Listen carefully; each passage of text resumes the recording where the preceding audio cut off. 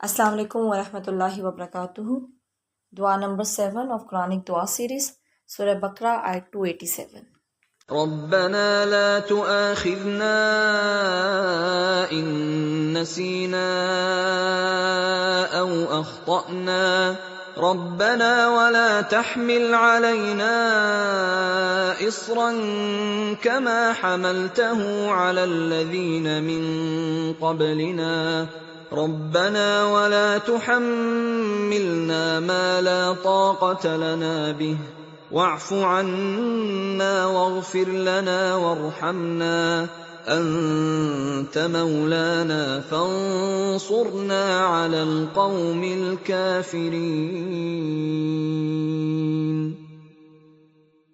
پچھلی دعا جو ہم نے پڑھی تھی، جس پہ ہم نے ڈسکشن کی تھی کہ اللہ تعالیٰ ہم نے سنا اور ہم اطاعت کرتے ہیں، آپ ہمیں بخش دیں غفرانہ کا، کیونکہ ہم نے پلٹنا جو ہے آپ کی طرف ہی ہے، ہماری واپسی آپ کی طرف ہی ہے۔ ہم اس دنیا میں جتنا بھی وقت گزار لیں، جو کچھ بھی ہم کر لیں، ہم نے لوٹ کر آپ کی طرف ہی آنا ہے۔ تو پھر آگے اللہ تعالیٰ نے فرمایا تھا کہ اللہ تعالیٰ نہیں تکلیف دیتا کسی بھی نفس کو اس کی وسعت سے زیادہ، یعنی جتنی وہ تکلیف اٹھا سکتا ہے اللہ تعالیٰ اتنا ہی انسان کو آزماتا ہے۔ جو نیکی کرے گا اس کی نیکی اسی کے لیے ہی ہے، اسی کے ذمے ہے، اور جو برائی کرے گا وہ اپنے ہی لیے برائی کمائے گا۔ جو اللہ تعالیٰ کی بات سن کر اس کی اطاعت کرے گا وہ اپنا ہی فائدہ کرے گا، اور اس کی بہترین مثال آپ صلی اللہ علیہ وسلم ہے کہ انہوں نے اللہ تعالیٰ کے ہر حکم کو مانا، ہر حکم کو سن کر اس کی اطاعت کی، اور اس قدر اطاعت کی کہ تھک جاتے تھے۔ جب نماز پڑھتے تھے تو کبھی کبھار اتنی لمبی نماز پڑھتے تھے کہ ان کے پاؤں سوج جاتے تھے۔ آج ہمارا کیا حال ہے؟ ہم دنیا کے ہر کام میں خود کو تھکا لیتے ہیں، لیکن اللہ کی عبادت میں ہم نہیں تھکتے۔ کبھی ہمیں اپنی زندگی کی کوئی ایسی نماز یاد ہے جس میں ہم تھک گئے ہوں، ہمارے پاؤں درد کرنے لگ گئے ہوں، لیکن ہم نے اللہ تعالیٰ کی عبادت نہ چھوڑی ہو؟ ہم گھر کے کاموں میں خود کو تھکا لیں گے، کچن میں ہم کھڑے رہیں گے، کافی دیر کھڑے رہیں گے، یا اگر ہم کوئی جاب کر رہے ہیں اس میں کھڑا ہونا ریکوائرمنٹ ہے، ہم وہاں پہ 3 گھنٹے، کبھی کبھار 8 گھنٹے بھی کھڑے رہیں گے۔ لیکن کیا ہم نماز کے لیے اس طرح کرتے ہیں؟ سارے کام ہم گھر کے کھڑے ہو کے کر لیں گے، جب نماز کا وقت آتا ہے تو ہم بیٹھ جاتے ہیں۔ نماز کے معاملے میں ہمارا یہ حال ہے۔ تو ہم اپنے آپ کو کتنا تھکاتے ہیں اللہ تعالیٰ کے لیے، اللہ تعالیٰ کی اطاعت میں ہم اللہ کی کتنی اطاعت کر رہے ہیں۔ پھر اسی طرح یہ جو سمینا و اطعنا تھا، اس کا سورہ نور میں بھی ذکر آتا ہے، جہاں پہ مومنوں کا یہ ذکر ہے کہ ایسے لوگ فلاح پا جاتے ہیں کہ جب ان کو اللہ اور اس کے رسول کی طرف بلایا جاتا ہے کہ وہ ان کے درمیان فیصلہ کریں تو وہ کہتے ہیں سمینا و اطعنا، کہ جو آپ کا حکم ہوگا، جو آپ کا فیصلہ ہوگا، ہم اس کو قبول کریں گے، ہم آپ کے آگے جھک جائیں گے، اطاعت کریں گے جس چیز کا ہمیں حکم دیا جائے گا۔ اور انسان کا تو ایمان ہی مکمل تب ہے جب وہ اللہ تعالیٰ کے کسی حکم کو جان جائے تو اس کے بعد اس کو مانے، اس کا اقرار کرے، پھر اس کی عمل سے تصدیق کرے۔ جب وہ ایسا کرے گا تو پھر یہ جو اس کا ایمان ہے وہ اس کے اندر عاجزی پیدا کرے گا، پھر اس کو یہ احساس ہوگا کہ وہ کتنے بڑے رب کا بندہ ہے، وہ رب جو جس کے کنٹرول میں ہر چیز ہے، جس کے فیصلے میں ہر چیز ہے، وہ ہر چیز کا مالک ہے، وہ اس کا بندہ ہے۔ پھر وہ اللہ تعالیٰ کے آگے جھکتا ہے، پھر وہ نیکیاں کرتا ہے، اور پھر اللہ تعالیٰ کے ساتھ اطاعت کرتے ہوئے اللہ تعالیٰ کی ساتھ ساتھ بخشش بھی مانگتے ہیں، اور اللہ تعالیٰ سے دعا کرتا ہے، پورے دل سے دعا کرتا ہے، اللہ تعالیٰ کی عظمت کو جان کر، دل میں بٹھا کر، فکر کے ساتھ اللہ تعالیٰ کو پکارتا ہے، پوری ذمہ داری کے احساس کے ساتھ اللہ تعالیٰ کو پکارتا ہے، اور کیا کہتا ہے؟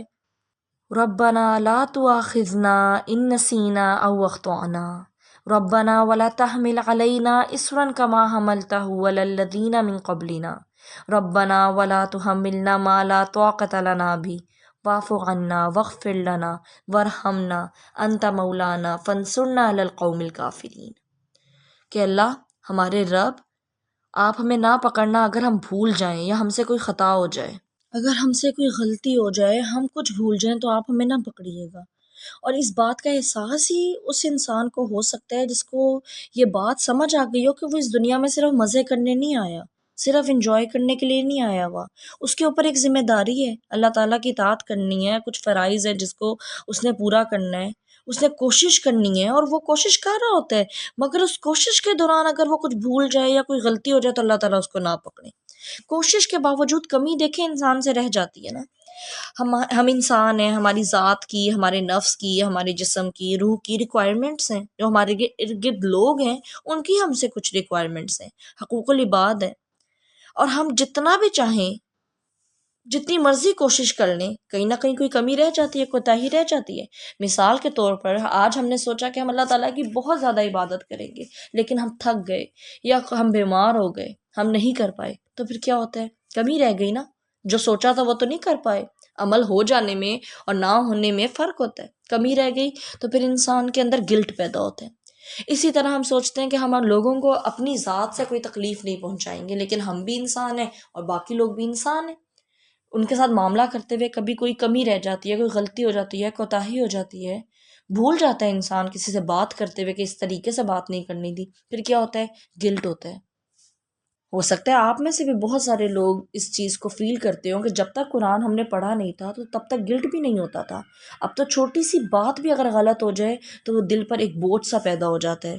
جب تک پتہ نہیں تھا تو احساس بھی نہیں تھا، لیکن اب جب پتہ چل گیا تو احساس بھی بڑھ گیا کہ یہ نہیں کرنا تھا، ایسے نہیں کرنا چاہیے تھا، یا اس کام کو اس طریقے سے کرنا تھا، اس لیول کا کرنا تھا اور اس لیول کا نہیں ہو پایا. تو کوشش کے باوجود کہیں نہ کہیں انسان سے نہ کمی رہ جاتی ہے. حالانکہ نیت صاف ہے لیکن وسعت نہیں ہے. کبھی کبھار جسم انسان کا ساتھ نہیں دے رہا ہوتا، اتنی طاقت انسان اپنے اندر محسوس نہیں کر رہا ہوتا کہ وہ کوئی کام کر سکے. جذبہ ہے، دل بھی ہے، تڑپ بھی ہے وہ کام کرنے کی، اللہ تعالیٰ کی اطاعت کرنے کی، پر ہو نہیں پا رہا. اور ہوتا ہے جب تک ہم صرف دنیا کی فکر میں ہوتے ہیں تو ہمیں دنیا دنیا دنیا دنیا بنانی ہے، اسی میں ہم لگے رہتے ہیں. لیکن جب ہمیں قرآن کا مزہ آنے لگ جاتا ہے، اللہ تعالیٰ کی اطاعت کا مزہ آنے لگ جاتا ہے، جو ہمارا کنیکشن اللہ تعالیٰ کے ساتھ ہے، جب ہمیں اس کی خوبصورتی کا اندازہ ہو جاتا ہے نا، دل میں ہم ایک دفعہ وہ خوشی محسوس کر لیتے ہیں، پھر انسان کا دل چاہتا ہے وہ اس میں ہی بڑھتا جائے. لیکن جب کوئی کمی ہوتی ہے تو پھر ایک ڈپریشن، ایک گلٹ، یہ فیلنگ بھی ساتھ ہوتی ہے. اس دعا کے ذریعے اللہ تعالیٰ نے وہ گلٹ ہم سے دور کرنے کی کوشش کی ہے، طریقہ بتایا ہے ہمیں وہ گلٹ دور کرنے کا، کہ اللہ تعالیٰ کو ہم ان الفاظ کے ساتھ پکاریں کہ اگر ہم بھول جائیں تو آپ ہمیں نہ پکڑیے گا. کتنی ساری چیزیں ہم بھول جاتے ہیں. کبھی ایسا ہوتا ہے ہم نماز ہی پڑھنا بھول جاتے ہیں اور پھر یاد آتا ہے کہ میں نے تو وہ نماز ہی نہیں پڑھی. اس پر پکڑ نہیں ہے پھر بندے کی. جب یاد آئے تو نماز پڑھ لی. یا روزہ رکھا ہوتا ہے اور ہم بھول کر کچھ کھا لیتے ہیں. کسی سے وعدہ کرتے ہیں کہ کام کرنے کا اور وہ کام کرنا ہم بھول جاتے ہیں. صدقہ دینے کی نیت کرتے ہیں، صدقہ کرنا بھول جاتے ہیں. ہو جاتا ہے نا، انسان ہے، کمزور ہے. پھر اسی طرح خطا میں وہ ساری غلطیاں آ جاتی ہیں جو انسان نا سمجھی میں، لا علمی میں، جہالت کی وجہ سے یا بغیر ارادے کے کر بیٹھتا ہے. وہ سب غلطیاں اس میں آ جاتی ہیں. آپ صلی اللہ علیہ وسلم کی ایک حدیث کا مفہوم ہے کہ میری امت سے اٹھا لیا گیا خطا، نسیان اور مجبور کر دیے گئے عمل. کوئی ایسا عمل کسی سے کروا دیا جو وہ کرنا نہیں چاہتا تھا، اس کو مجبور کیا گیا حرام کرنے پر، گناہ کرنے پر، تب اللہ تعالیٰ اس کو نہیں پکڑیں گے. یا اگر بغیر ارادے کے اس کے کوئی غلطی ہوگی یا بھول کر کوئی غلطی ہوگی.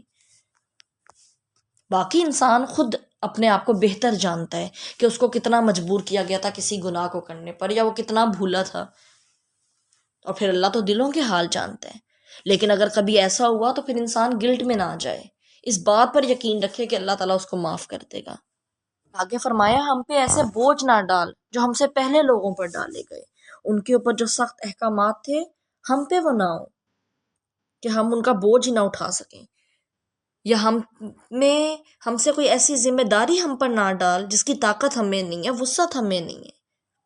ہوتا ہے نا کبھی انسان بیمار ہے، وہ کھڑے ہو کر نماز نہیں پڑھ سکتا، تو اللہ تعالیٰ نے تو یہ آسانی کر دی کہ وہ بیٹھ کر پڑھ لے. بیٹھ کر نہیں پڑھ سکتا، وہ لیٹ کر پڑھ لے. اور پھر دین کے کچھ احکامات تو ایسے ہیں نا جو کلیئر ہیں، واضح ہیں، ہمیں پتہ ہے کہ ہم نے کیا کرنا ہے، کیا چھوڑنا ہے. لیکن کچھ چیزیں ایسی ہوتی ہیں ہماری ڈے ٹو ڈے لائف میں، کچھ ایسے کام ہوتے ہیں، کچھ اس طرح کی چیزیں ہوتی ہیں جن میں ہمیں کلیئر نہیں ہوتا. پھر اس میں ہم جب سہولت والا پہلو یا سہولت والی چیز آپشن کو چوز کر لیتے ہیں تب بھی ہمیں گلٹ ہوتا ہے. تو اس گلٹ کو دور کرنے کے لیے یہ دعا ہے. اب بہت سارے لوگوں کو قصر نماز میں بار بار وسوسے آتے ہیں نا، وہ پوچھتے رہیں گے کہ ہم قصر نماز کو اگر ہم پوری پڑھ لیں، پھر کیونکہ شیطان ان کے پیچھے پڑ جاتا ہے. بھئی اللہ نے ایک سہولت دی ہے، اس سہولت کو اویل کیا جائے. پھر پوچھتے ہیں کہ اس میں سنتے پڑھیں یا نہ پڑھیں. اللہ نے آپ کے لیے آسانی کی ہے، آپ آسانی کو اپنے لیے چوز کریں. اپنے اوپر وہ ذمہ داری مت ڈالیں جو اللہ نے نہیں ڈالی، اور پھر گلٹ میں مت جائیں. پھر آگے فرمایا واف عنا، اور درگزر فرما ہم سے، واغفر لنا، اور بخش دے ہمیں، ورحمنا، اور رحم فرما ہم پر. ہمیں معاف کر دے، اگر ہم سے کوئی کوتاہی ہوگی، کوئی غلطیاں ہوگی تو ہمیں بخش دے، اور جو کوتاہیاں غلطیاں ہم سے ہوگی ان کو ڈھانپ دے، اپنی رحمت میں لے لے، اور ورحمنا، ہم پر رحم فرما۔ سب سے بڑا اللہ کا رحم تو یہ ہوگا کہ انسان کو جنت میں داخل کر دے اللہ تعالیٰ۔ تو اللہ تعالیٰ ہماری غلطیوں کو، کوتاہیوں کو جو ہو رہی ہیں ان کو کور کر دے اور ہمیں جنت میں داخل کر دے۔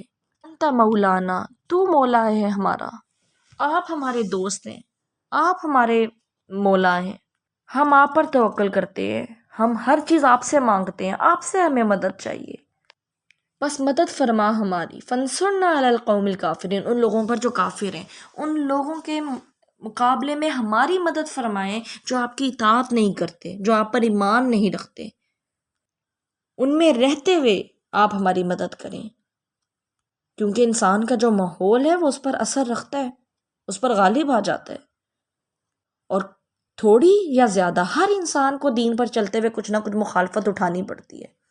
کسی کو یہی بتا رہے ہو نا کہ تم ظلم کر رہے ہو، تم زیادتی کر رہے ہو، یا تمہیں اس طرح بات نہیں کرنی چاہیے، یا یہ طریقہ اللہ کو پسند نہیں ہے، تب بھی آپ کو مخالفت اٹھانی پڑے گی۔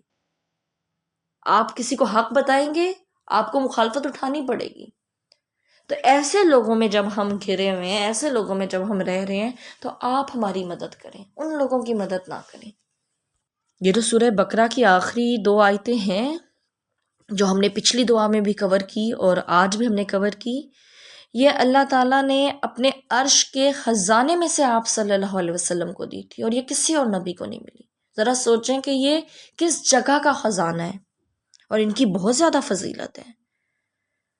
ایک حدیث کا مفہوم ہے کہ اگر کوئی رات کو یہ پڑھ کر سو جائے تو یہ 2 آیتیں اس کے لیے رات بھر کے لیے کافی ہیں، یا جس گھر میں یہ 3 دن لگاتار پڑھی جائے وہاں سے شیطان چلا جاتا ہے۔ یہ سارے جو گھریلو مسئلے ہوتے ہیں، فساد، لڑائیاں، جھگڑے، شیطان کی وجہ سے ہوتے ہیں۔ شیطان ہمارے دماغ میں وسوسے ڈالتا ہے، بدگمانیاں پیدا کر دیتا ہے، لڑائیاں فساد کرواتا ہے، اور جب انسان ان دعاؤں کو پڑھتا ہے تو پھر وہ اللہ کی پناہ میں آ جاتا ہے، پھر وہ اچھے کام ہی کر رہا ہوتا ہے، لیکن جہاں کوئی غلطی کوتاہی، کیونکہ وہ انسان ہے، اس سے خود بھی غلطیاں ہو جاتی ہیں، کوئی کمی رہ جاتی ہے، تو پھر اللہ تعالیٰ اس کو معاف بھی کرتے ہیں۔ تو خلاصہ اس کا یہ ہے کہ جب ہم اللہ تعالیٰ کے سارے احکامات کو جانتے ہیں اور جان رہے ہوتے ہیں، اور پھر اس پر عمل کرنے کی کوشش کر رہے ہوتے ہیں، اور کوئی کمی ہم سے رہ جاتی ہے، تو ہم پر ایک بوجھ سا آ جاتا ہے، ہم ایک بوجھ محسوس کرتے ہیں۔ اس بوجھ کو دور کرنے کے لیے ہم نے ان الفاظ کے ذریعے اللہ تعالیٰ کو پکارنا ہے، کیونکہ جب ہم اللہ تعالیٰ کو یوں پکاریں گے تو انشاءاللہ اللہ تعالیٰ ہمارے لیے نیکی کرنے کو آسان کر دیں گے۔ اس نیکی کو کرتے ہوئے جو غلطیاں کوتاہیاں ہم سے ہو جائیں گی، اللہ تعالیٰ ان کو درگزر کریں گے، اور ان لوگوں کے مقابلے میں جو اپنی زندگیاں اللہ تعالیٰ کے احکامات کے مطابق نہیں گزارے، اللہ تعالیٰ ہماری مدد کریں گے۔ اللہ تعالیٰ سے دعا ہے کہ اللہ تعالیٰ ہم سب کو توفیق دے کہ ہم اس دعا کو اپنی زندگی میں شامل کریں، اللہ تعالیٰ کو پورے دل کے ساتھ، خلوص نیت کے ساتھ پکاریں، ہم ان لوگوں میں شامل ہو جائیں جو اللہ تعالیٰ کے احکامات کو سن کر اس کی اطاعت شروع کر دیتے ہیں، اور اپنی نیکیوں پر کوئی غرور، کوئی تکبر نہیں کرتے، بلکہ اللہ تعالیٰ کی شان، اللہ تعالیٰ کی عظمت کو پہچانتے ہیں کہ اللہ سب سے بڑا ہے، سارے جہاں کا مالک ہے، ہر چیز کا اختیار اس کے پاس ہے، اور میں نے اس کے آگے جھکنا ہے، کوئی غرور، کوئی تکبر نہیں۔ اللہ تعالیٰ ہمیں ان لوگوں میں شامل کرے کہ جب کوئی غلطی ہو جائے، کوئی کوتاہی ہو جائے، کوئی کمی ہو جائے، تو ہم اللہ تعالیٰ کی طرف رجوع کرنے والے ہوں، اللہ تعالیٰ سے مدد مانگنے والے ہوں، اس سے بخشش مانگنے والے ہوں، اس سے رحمت مانگنے والے ہوں۔ آمین ثم آمین۔ السلام علیکم ورحمۃ اللہ وبرکاتہ۔